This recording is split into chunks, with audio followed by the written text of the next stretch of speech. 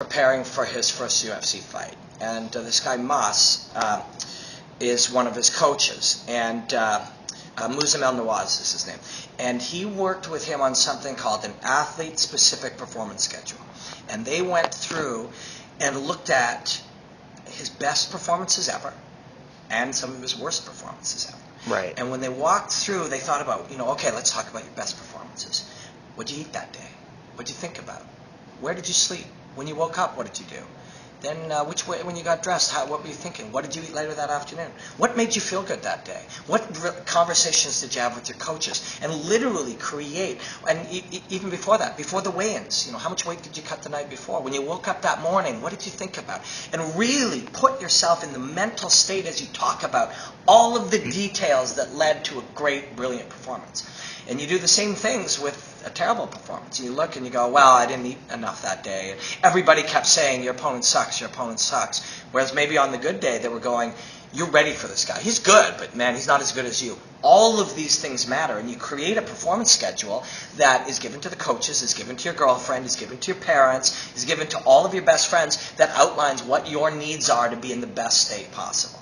That sounds extensive, right. And it is extensive. But I mean, you are looking to be in a physical and mental state to perform the best humanly possible in a 15-minute spot in this room in front of these people at this time with these pressures. You should figure out everything possible to maximize how you can perform. So that's one thing that Maz was working on with the Body Snatcher with Jesse Ronson. There's a million little things like that. The relationships that guys have with their coaches. Coaches learn to speak to guys. I used to watch, Sean Tompkins was one of my favorite coaches. I really liked him. I spent, maybe 4 days in total ever with him throughout my life, and 15 evenings and a couple of phone calls and a couple of emails. But I felt connected to this guy because he was the type of guy people were connected to. Right. And when you watched him speak to his fighters, and I would follow him for one of Mark's fights. I came in for a few days, stayed at his house, and followed him through training camp.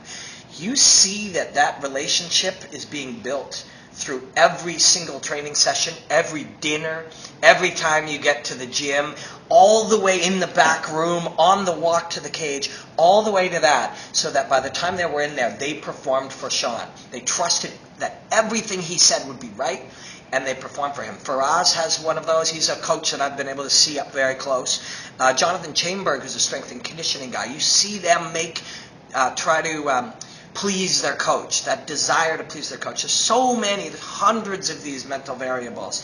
And some of the guys are not affected by any of them. It's so simple. They go out and they're a mental giant.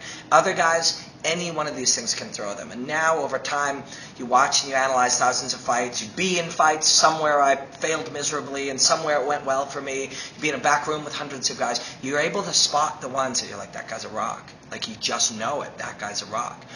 Or that guy's a little weak. Guys who turn down fights all the time, Guys who will say, what, you're 7-0, we got this guy for you, it's 5-4. I don't like it. Find me a little, I got a sore shoulder. If I can find an easier fight, I'll fight on your card, otherwise I won't. Those guys are not mentally strong.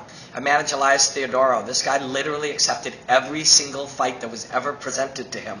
And when he fights in that finale at The Ultimate Fighter in Quebec City, he's standing in the cage knowing he's never said no to a fight, and this is just another one in front of him.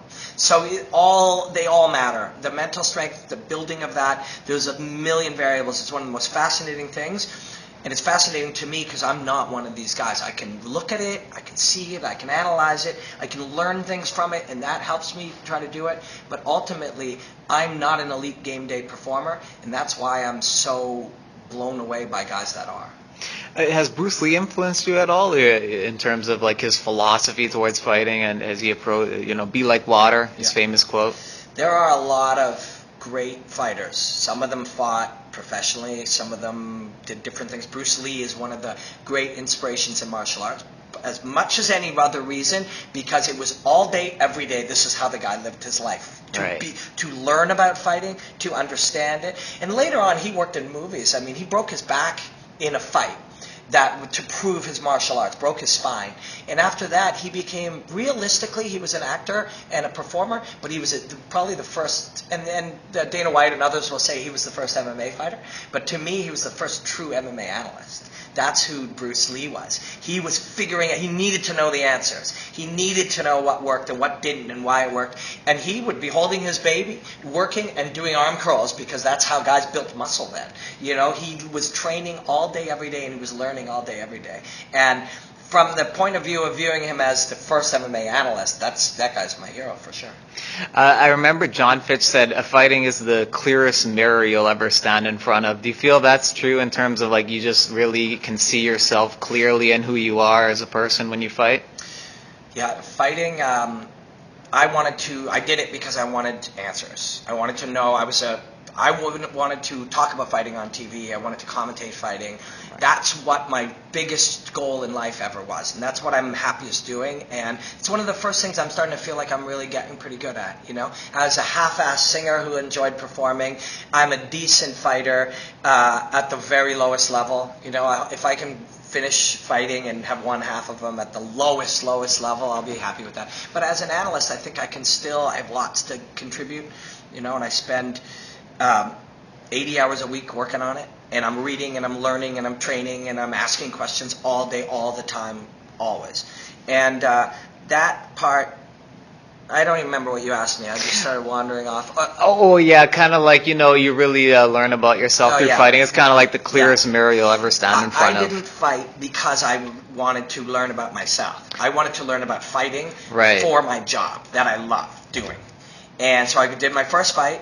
And I learned that I could handle some pressure, and I learned that, you know, I kind of remember the start, and I got drilled. And then that I don't remember, or I do remember, but suddenly I woke up as if I had been sleeping. It was probably a flash knockout for about a second. And I woke up, and quickly my brain thought, what's on my knee? My knee was on the ground. I thought, what's on my knee? Why is everyone cheering?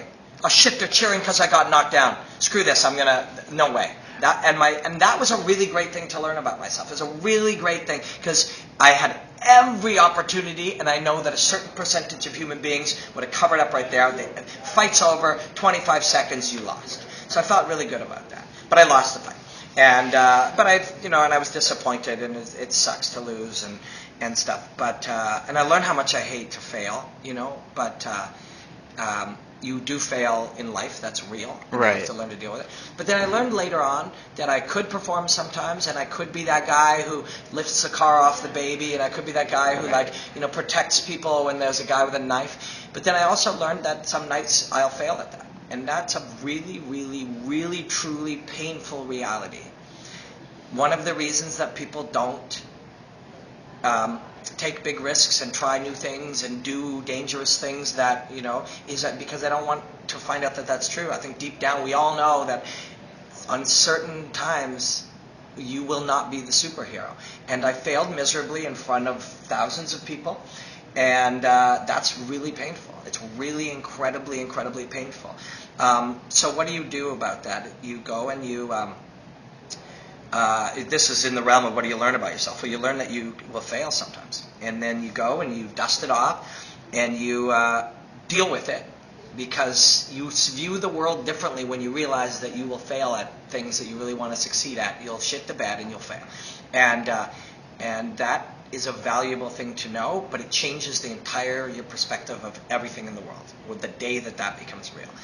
So you adapt to that reality, and now your goal becomes, I want to be the guy who saves the baby or runs into the burning house or does what happens some of the time.